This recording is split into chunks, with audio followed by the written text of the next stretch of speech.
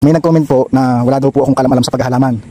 Kung makikita nyo po sa video, ito po yung minarkot na rubber. Yan. Yan po ang minarkot kong rubber. Sabi nila ay wala akong kalam-alam sa paghahalaman. Ito po yung minarkot ko na African talisay. Yan. Sasabihin nila wala akong kalam-alam sa paghahalaman. Ano ho ito? Hindi ho ito halaman. Kaya nga po ako nagre-research sa YouTube. Dahil bago ako gumawa ng isang bagay, tinitingnan ko kung tunay at legit. Yan.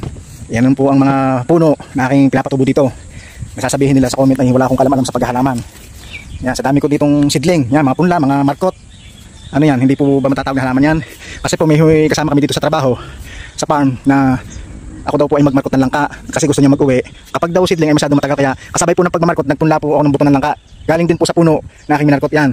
Kung sakali po na hindi mag-ugat, ito yung ibibigay ko sa kanya. Ayun nga po, wala pang 2 months binuksan ko na, ay wala talagang kaugat-ugat. Sabihin nila ako nagkamali. Kung yun po ay tunay at legit, kahit sa man lang po na ugat na pagtutubuan ay meron, ay wala po kahit isa.